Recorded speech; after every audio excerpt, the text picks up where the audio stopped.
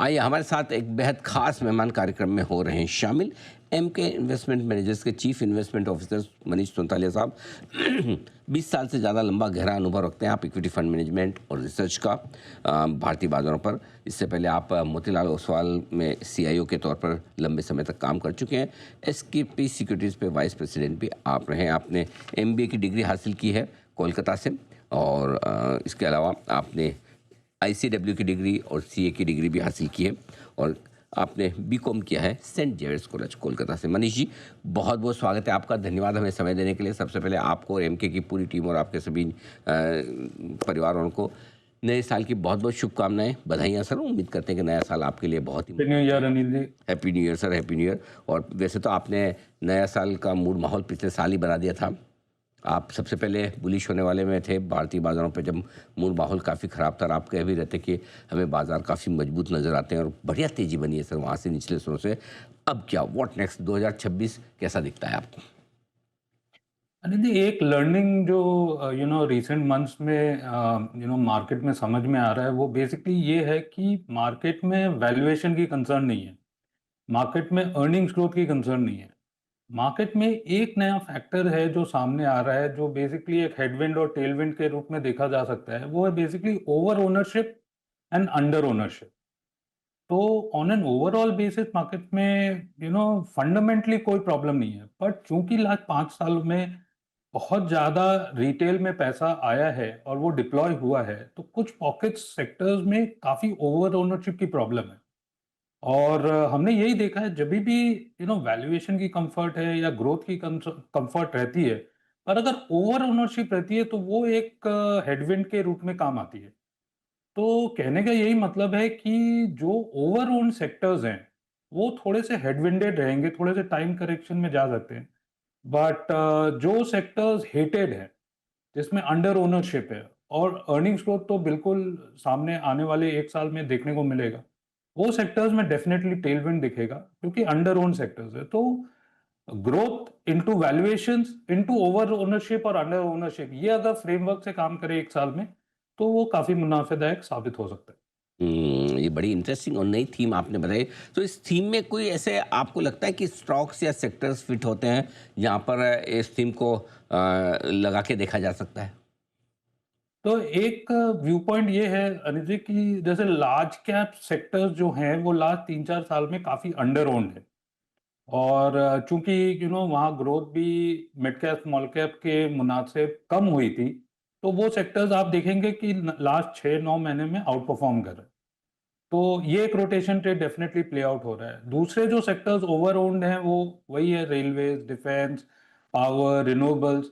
ये थोड़े से हेडविंडेड सेक्टर्स हैं। जो अंडर ओन सेक्टर्स हैं, basically banks, insurance, capital markets, बहुत ज्यादा तो अंडर ओन नहीं है, पर फिर भी अंडर ओन्ड है। आपकी फार्मा में काफी हेडविंड, बिकॉज एक्सपोर्ट रिलेटेड जितने भी सेक्टर्स है, ये थोड़े से मंदी के माहौल में ड्यू टू ट्रेड डील वगैरह तो ये सब सेक्टर्स में मेरे कंजम्पशन तो लास्ट 3-4 साल से काफी मंदी के चपेट में आया हुआ है, अंडर परफॉर्मिंग सेक्टर्स है। तो ये एक रोटेशन ट्रेड डेफिनेटली लास्ट 1 साल में हमें देखने नेक्स्ट 1 साल में देखने को मिलना चाहिए, ऐसा मेरा मानना है। बिल्कुल, बहुत इंटरेस्टिंग तरीके से आपने बताया कौन से ऐसे स्टॉक्स हैं जहाँ पर, या सेक्टर्स हैं जहाँ पर अंडर ओन थोड़े से हैं। अब आइए सर, बात करते हैं बाजार के अपसाइड की। क्या लगता है सर, कितनी अपसाइड बाजार में बन सकती है 2026 में? 15% की अपसाइड डेफिनेटली देखने को मिलती है Anil ji, and on the back of basically earnings growth है। और निफ्टी 50 की अगर बात करें तो 20-22 के पी पर है, बहुत ज्यादा कोई महंगा नहीं है। तो अगर हम यही पी मल्टीपल 1 साल बाद दें मार्केट्स को, और अगर अर्निंग्स ग्रोथ 12-13% की हो, तो 15% अपसाइड डेफिनेटली निफ्टी 50 में कहीं नहीं गया है। अब उसमें देखने वाली ये बात है कि कहाँ पर अंडर ओनरशिप है, कहाँ ओवर ओनरशिप है। तो बेसिकली बैंक्स वगैरह में काफी अंडर ओनरशिप है, बहुत ज्यादा कोई एक्साइटमेंट वाली सेक्टर्स है नहीं। और अभी इंस्टीट्यूशनल मनी जो है, रिटेल मनी तो क्या है, लिक्विडिटी थोड़ी टाइट है, तो लिक्विडिटी इतनी फ्रीली अवेलेबल नहीं है। पर institutional money basically large banks में जाएंगी, इंश्योरेंस में जाएंगी, तो टेलीकॉम, रिलायंस, ये सब सेक्टर्स में जाएंगी। तो ये सब सेक्टर्स निफ्टी 50 में बेसिकली आउट परफॉर्म करेंगे। जहां भी ओवर ओनरशिप है, वो सेक्टर्स में थोड़ी सी हेडविंडेड डेफिनेटली रहेगी, क्योंकि लास्ट 3-4 साल में काफी आउट परफॉर्मेंस देखने को मिली। तो एनबीएफसीज, बैंक्स, एक्सपोर्ट जैसे आईटी, फार्मा, ये सब सेक्टर्स में टेलविंड रहेगा और 15% अपसाइड एक साल के भीतर हमें देखने को मिलना चाहिए। ऐसा लगता है कि मार्च 26 तक हमें 29-30 हजार का लेवल्स देखने को मिलेगा। तक के आसपास की तेजी आराम से बने, उसमें दिक्कत नहीं। लेकिन एक और बताएं मनीष जी, क्या मिड कैप और स्मॉल कैप शेयरों के लिहाज से भी 2026 बेहतर हो सकता है? अनिल जी, इसमें क्या है ना कि वही ओवर ओनरशिप और अंडर ओनरशिप आपको देखनी पड़ेगी। क्या है कि बहुत ज्यादा पॉपुलर स्पेसेस, जो बहुत ज्यादा, अब जैसे ईएमएस स्पेसेस है, मैं नाम नहीं लूंगा, पर ईएमएस स्पेस है, सब मोमेंटम को प्ले कर रहे हैं और अर्निंग्स ग्रोथ भी आ रही है, पर इतनी ओवर ओन्ड है ये स्पेसेस। और क्या कि वैल्यूएशन में भी ज्यादा कोई जगह नहीं है, तो जहां ओवर ओनरशिप हो उसको आप दूर रखें। और जहां पर बेसिकली हेटेड सेक्टर्स है mid cap small cap spaces में, वो बॉटम अप स्टॉक पिकिंग के बेसिस पर डेफिनेटली अपसाइड देखने को मिलना चाहिए।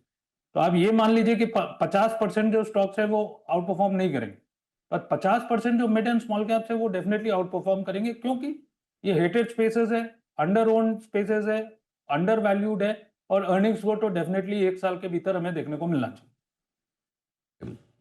कोई 2026 में मार्केट में रिस्क ऐसी चीज जो आपको लगता है कि मूड बिगाड़ सकती है? देखिए, अगर ट्रेड डील मार्च तक नहीं हुआ, मार्केट एक बेस केस ओपिनियन ये मान के चल रहा है कि मार्च 26 तक हमें ट्रेड डील देखने को मिलना चाहिए। और आगे पीछे जो भी करके दिसंबर 25 का डेट था, फिर भी 3 महीने के बेनिफिट ऑफ डाउट मार्केट्स देंगे, और करेंसी भी मोरलेस 90 के आसपास स्टेबल है।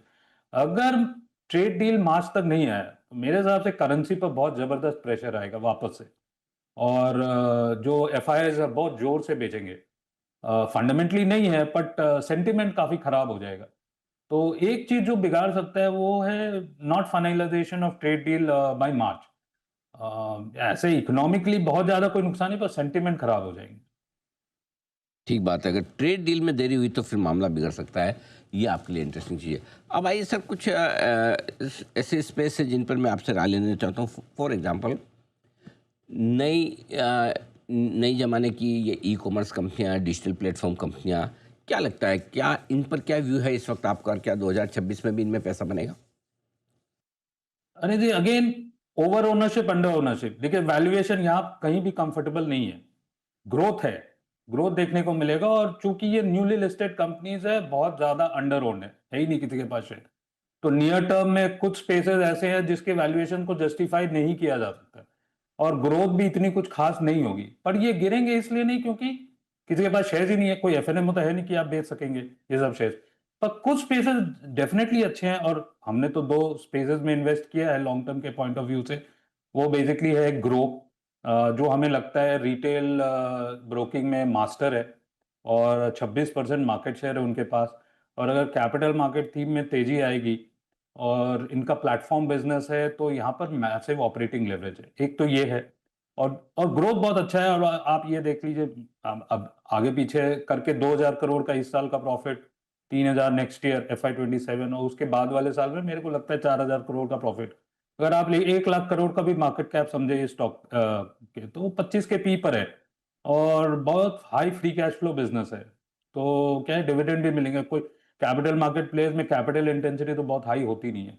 तो एक ये नाम है, और दूसरा जो हमने लिया है वो है बेसिकली पाइन लैब्स। तो यहाँ भी ग्रोथ बहुत अच्छी है, अगर प्लेटफॉर्म बिजनेस है, और वैल्यूएशन कंफर्ट भी है, और बेसिकली अपटिक इन कंजम्पशन, जैसे प्रीमियम एंड ऑफ कंजम्पशन में मुझे तेजी दिखाई देती है। तो ये जो बिजनेस है इनका, ये अपस्किल, अपटिकिंग ऑफ कंजम्पशन, तो यहाँ पर भी वैल्यूएशन कंफर्ट है। तो ये दो नए business long term point of view से अच्छा लगता है। पर बाकी जो आए हैं वहां पर वैल्यूएशन समझ में नहीं आता, और किस तरह स्केल अप होगा, ऐसा समझ में नहीं आ रहा। तो बहुत ही इंटरेस्टिंग आपने बिजनेसेस बताए हैं, दोनों ही ग्रो और पाइनलिप, जहाँ पर एक अच्छा स्कोप बनता है।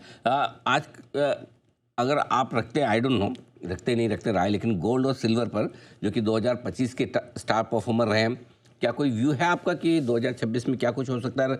जिनके पास है, क्या करना चाहिए? देखिए, जियोपॉलिटिकल कंसर्न्स, डॉलर की प्रॉब्लम्स, इन्फ्लेशन की कंसर्न्स, तो ये सब बेस मेटल्स के लिए पॉजिटिव है। और इनका rub off impact across commodity जो डॉलर से पेग्ड है, तो कॉपर भी हो गया, एल्यूमीनियम भी हो गया।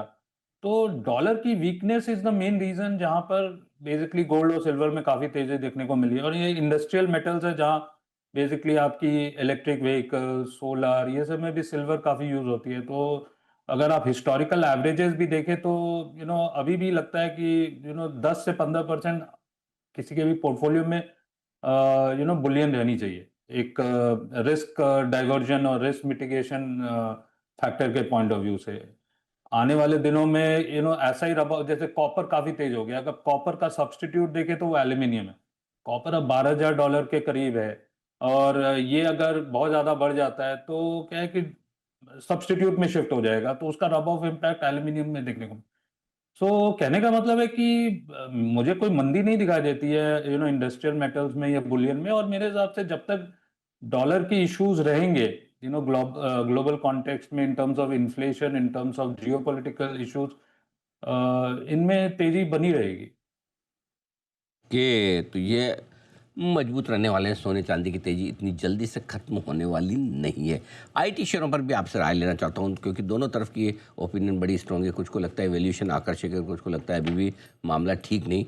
बताएं सर, आप क्या कहेंगे? वैल्यूएशन तो काफ़ी रीजनेबल हो गए अनिल जी, क्योंकि ये लास्ट 1 डेढ़ साल में काफ़ी अंडर परफॉर्मेंस देखने को मिला है। और आईटी स्पेस में जो 5-6% डॉलर रेवेन्यू ग्रोथ देखने को मिलेगी, और जो रुपी डेप्रिसिएशन है, उसके हिसाब से, मेरे हिसाब से तो आईटी में रिस्क टू रिवॉर्ड काफ़ी फेवरेबल है। और वही स्पेसेस देखने चाहिए जहाँ पर बेसिकली एआई प्ले है, जहाँ पर टर्नओवर या जो ऑर्डर बुक पोजीशन है उसमें एआई कंपोनेंट्स वगैरह हैं। और मेरे हिसाब से मिड कैप आईटी स्पेसेस में थोड़ा सा ज़्यादा लेवरेज रहेगा, क्योंकि ये अपने बिजनेस मॉडल को थोड़ा जल्दी ट्वीक कर सकेंगे, क्योंकि कम लेबर फोर्स है, क्योंकि लेबर फोर्स को एआई में ट्रेन करना थोड़ा डिफिकल्ट है, बहुत लार्ज अगर लेबर फोर्स है। तो जहाँ पर निम्बलनेस है, जहाँ वैल्यूएशन कंफर्ट है, जहाँ एआई कंपोनेंट है, वो सब बिजनेसेस मेरे हिसाब से बॉटम आउट हो। आपने इंटरेस्टिंग चीज़ बोली। आईटी से बात करते थे, एकदम आईटी से याद आ गया। सर, 2 दिनों में 15% टूट गया है। क्या कैसे देखते हैं आप जो ये एक्साइज बढ़ाने का जो फैसला हुआ है सरकार का, टैक्स बढ़ाने का, टैक्स जो हो गया एक तरह से, अब क्या बहुत किया जाए? ज़्यादा हार्श है अनिल जी, मेरे हिसाब से तो जो ग्लोबल डब्ल्यूएचओ नॉर्म्स हैं वो 75% टैक्सेशन पर है। हम अब जो आफ्टर यस्टरडेज टैक्सेशन 60-62% पर आ गए हैं। तो मेरे हिसाब से तो थोड़ा रोल बैक का पॉसिबिलिटी डेफिनेटली बनती है। This is not the final word मेरे हिसाब से। मेरे हिसाब से इंडस्ट्री रिप्रेजेंटेशन करेगी कि ये बहुत ज़्यादा हार्श है।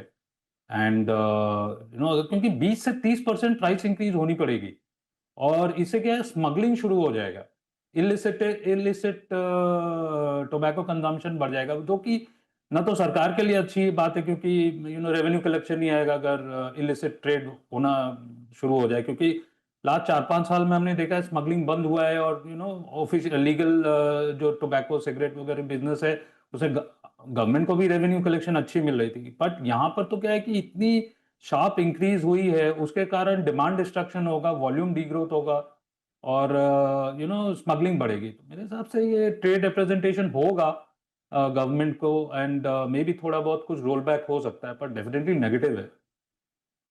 और एक और चीज़ जिस पे आपसे राय लेना चाहता हूँ मनीष जी, आजकल डील सील्स बड़ी हो रही है। आज सफ़ायर देवयानी की डील हुई है, कोफोर्ज ने बड़ा एक्विजिशन किया है। कैसे देखते हैं आप? क्या इस तरह के डेवलपमेंट्स पर कोई व्यू है आपका? नहीं, देखिए, फाइनेंशियल सेक्टर्स में काफ़ी डील्स हो रही हैं, जैसे Japanese players, middle eastern players, financial sector में काफ़ी लुक्रेटिव। देखिए, इंडिया की इकोनॉमी तो बढ़ने वाली है, और जितनी जल्दी आप ये सब स्पेसेस, जैसे रिटेलिंग भयानक मार्केट है इंडिया में, एक 140 करोड़ पीपल की मार्केट है, वहाँ पर आप जितने जल्दी प्रेजेंट हो जाएंगे, अब ये सफायर और देवानी की जो मर्जर हुई है, उसे economies of scale play out होगी, सिनर्जीज प्ले आउट होगी, तो बेनिफिट होगा डेफिनेटली।